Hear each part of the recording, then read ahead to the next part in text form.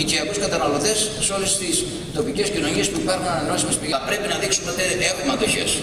Και η πρώτη σύγκρουση είναι αυτή με το πράξη νομοθετικού περιεχομένου. Καλά πάμε λοιπόν μέχρι τώρα. Να μην τα χαλάσουμε στο τέλος.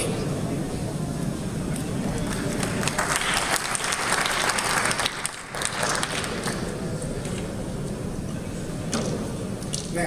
Ο κύριος Μπίρμπας ζήτησε να κάνει μια παρέμβαση. Θέλω να κάνω μια δήλωση της ριζοσπαστικής αυτοδιοικητικής πρωτοβουλίας.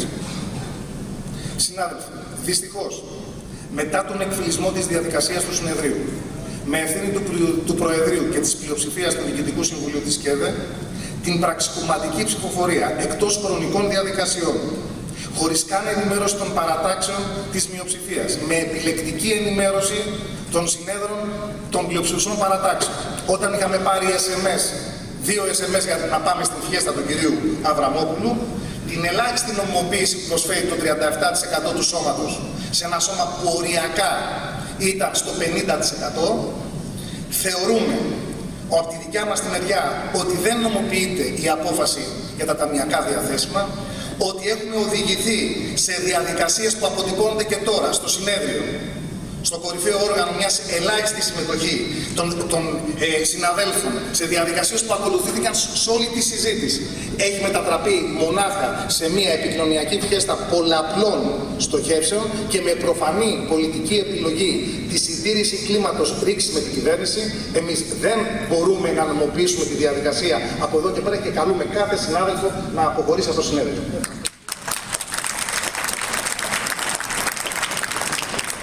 Λοιπόν, θα παρακαλέσω κύριε Μπίρμπα να καθίσετε λίγο να ακούσετε αν θέλετε μια απάντηση.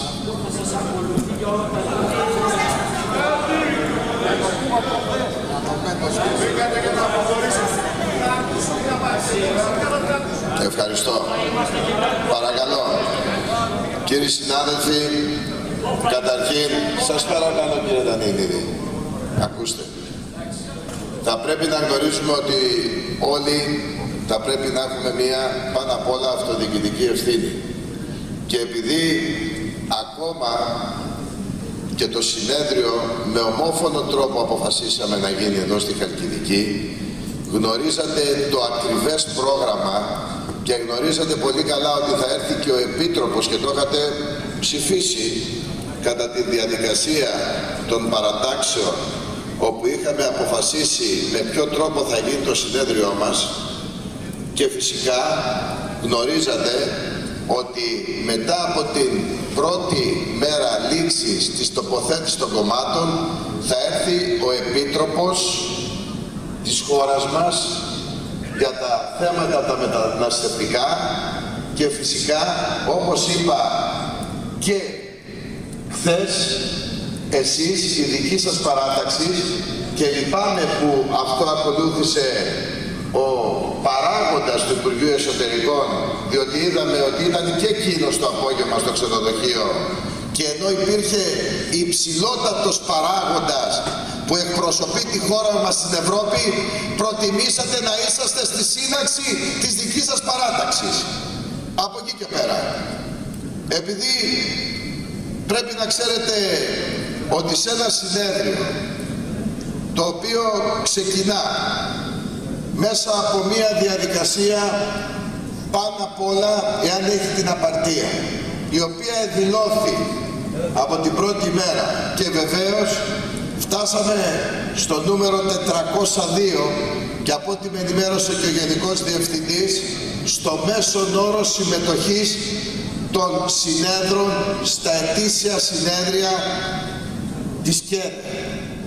Και κατόπιν μετά από αυτό σας δηλώσαμε ότι επειδή είναι ένα σημαντικό θέμα το ζήτημα που αφορά τα αποθεματικά, και εδώ υπάρχουν πάρα πολλές αιτήσεις παρεμβάσεων των συναδέλφων, οι οποίες κατεγράφονται και ακούγονται, αλλά και συγχρόνως διαδίδονται σε πανελλαδικό επίπεδο, να μην στερήσουμε ούτε έναν σύνεδρο που θέλει να πάρει απόφαση, να μην ακουστεί πάνω απ' όλα όποιος συμμετέχει και ως παρατηρητής. Και φυσικά αυτή η διαδικασία, επειδή κάποιοι ενδεχομένως είχαν κλείσει τα εισιτήριά τους, θα θέλαμε, και νομίζω ότι σε αυτό θα συμφωνείτε ή θα έπρεπε να συμφωνείτε, να γίνει σε μια μεγαλύτερη ολομέλεια από αποχωρήσαντες και από θεσμικά ζητήματα τα οποία υπάρχει μια ομοφωνία σε πολλά επίπεδα, και επειδή σε αυτό το επίπεδο ενδεχομένως να μην υπήρχε ομοφωνία, να μπορούσε να γίνει με μεγαλύτερη ολομέλεια. Δεν μπορώ να καταλάβω, διότι στο πρωί στις 10 και 4 σας είπα ότι θα μπούμε σε αυτή τη διαδικασία για να μην αποχωρήσουν και πάνε 3,5 ώρα, που εξάλλου αυτό είναι και μια διαφορετική διαδικασία απόφασης από το κομμάτι το θεσμικό. Δεν μπορώ πραγματικά να καταλάβω γιατί εγκαλείται για πραξικομματική ψηφοφορία, όταν η ψηφοφορία αυτή δεν σχετίζεται με το ψήφισμα της ΚΕΔΕ που βγαίνει μέσα από τις διαδικασίες στο συνέδριο και αυτών που ακούν, αλλά είναι κάτι που εδώ και 15-20 μέρες θα πρέπει να αποφασίσουμε στη μεγαλύτερη δυνατή ολομέλεια. Και επειδή ακριβώς σας το είπα και σας είπα μάλιστα, καλέστε όποιους νομίζετε σε μία ώρα, μου ζητήσατε 10,5 ώρα, λέω 11,5 ώρα θα γίνει όλη η διαδικασία για να αποφασίσουμε για τα αποθεματικά. Έρχεστε εκ των υστέρων και ενώ ολοκληρώνεται η διαδικασία της ψηφοφορίας μετά από 2 ώρες και δηλώνετε λοιπόν ότι εσείς, επειδή βλέπετε ότι έχει μια επικοινωνιακή διαδικασία το συνέδριο, αποχωρείτε. Πραγματικά, κύριε Πύρμα, είναι κατά την προσωπική μου άποψη μια σοβαρή απόφαση, ιστορική απόφαση, την οποία λαμβάνετε και που σίγουρα ο κάθε ένας θα έχει και τις δικές του ευθύνες. Από εκεί και πέρα όμως πρέπει να ξέρετε ότι είμαι σίγουρος, εάν υπήρχε άλλη απόφαση πλειοψηφίας που επικροτούσε τη δική σας απόφαση, δεν θα αποχωρούσατε. Αυτό ξέρετε τι επιδεικνύει? Ότι δεν έχετε πάνω απ' όλα από το κομματικό συμφέρον το αυτοδιοικητικό συμφέρον. Και το αυτοδιοικητικό συμφέρον απέδειξε σήμερα ότι υπάρχει η πλειοψηφία να μην διατεθούν τα διαθέσιμα. Αυτό θα έπρεπε να σεβαστείτε. Αυτό θα έπρεπε, νομίζω, να είναι το απάβγασμα της δημοκρατίας, που πολλές φορές μπορεί να μην έχει καθολικότητα, αλλά έχει την πλειοψηφία την οποία όλοι θα πρέπει να σεβόμαστε.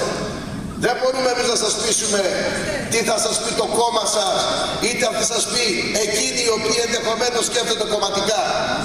Σας εξαιρώ, μπορεί να μην σκέφτεστε εσείς έτσι. Όμως εμείς, όπως υποσχεθήκαμε στην αυτοδιοίκηση, στους δημάρχους και σε αυτούς που έχουμε την ευθύνη να δώσουμε αποτελέσματα, θα συνεχίσουμε το συνέδριό μας. Θα προσπαθήσουμε με τον καλύτερο δυνατό τρόπο και καταγράφοντας όλες τις απόψεις, ακόμα και μέχρι το βράδυ αν χρειαστεί. Γιατί πάνω απ' όλα θα πρέπει να ακουστούν οι απόψεις, να καταγραφούν οι απόψεις, και αυτό νομίζω θα έπρεπε και εσάς να σας δώσει μια άλλη τοποθέτηση, μια τοποθέτηση συλλογικότητος, σεβασμού στην πλειοψηφία και όλοι ενωμένοι να μπορέσουμε να βγούμε από αυτήν εδώ την διαδικασία. Δεν θέλω να πω κάτι άλλο, κύριοι συνάδελφοι. Πολλά ακούστηκαν, πολλοί πρόσβαλαν σε αυτό το συνέδριο, όχι εμείς, και θα σας παρακαλέσω να αναθεωρήσετε αυτή την απόφαση για να μην είναι μια απόφαση η οποία σίγουρα θα έχει μια ιστορική βαρύτητα. Μου ζητάει το λόγο ο κύριος Κιμίσης, παρακαλώ. Εγώ δεν θέλω να δώσω πολύ μεγάλες διαστάσεις στην κίνηση. Είναι μια θεμητή και σεβαστή απόφαση η οποία ελήφθη. Βέβαια, διαδικαστικά θα προτιμούσα να είχε γίνει πλην την ολοκλήρωση της διαδικασίας. Δεν αποχωρεί κανείς όταν έχει ολοκληρωθεί η ψηφοφορία με ένα καταγεγραμμένο αποτέλεσμα. Θέλω όμως να θυμίσω στο ακροατήριο ότι δεν θέλω να δημιουργήσω βόλτες. Θέλω να θυμίσω στο ακροατήριο ότι η μέθοδος των αποχωρήσεων για να καταγραφεί η διαφωνία είχε εντοπιστεί για πρώτη φορά το 1988 όταν είχαμε αποφασίσει να κάνουμε τη λεγόμενη οικονομική αυτοτέλεια, δηλαδή να αλλάξουμε τον νόμο της χρηματοδότησης των Δήμων, όπου τότε γινόταν μέσω της επίσκεψης στα γραφεία των Υπουργών, παρέα με κάποιον βουλευτή ή κάποιον κυβερνητικό παράγοντα.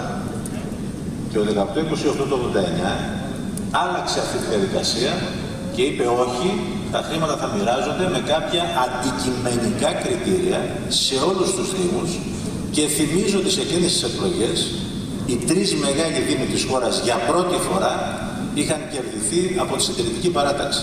Τότε δυστυχώς είχε αποχωρήσει πάλι η αριστερά μαζί με την παράταξη που επρόσκειτο στον χώρο της Νέας Δημοκρατίας. Οι μεγάλες αλλαγές όμως στην αυτοδιοίκηση προχώρησαν και χωρίς αυτούς. Όπως προχώρησαν οι μεγάλες αλλαγές για την νομαρχιακή αυτοδιοίκηση. Όπως προχώρησαν οι μεγάλες αλλαγές για την συνένωση των Δήμων που ήταν όρημα αιτήματα από την αυτοδιοίκηση για τον Καποδίστρια. Εκεί η αριστερά συμφώνησε. Όπως προχώρησε ο Καλλικράτης με τη διαφωνία της αριστεράς. Συνάδελφοι, η αριστερά είναι στην πρωτοπορία των αλλαγών. Δεν είναι ουρά των εξελίξεων, δικαίωμά σας να κάνετε αυτό που κάνετε. Αλλά εμείς θα προχωρήσουμε. Βεβαίως, ένα λεπτό μόνο.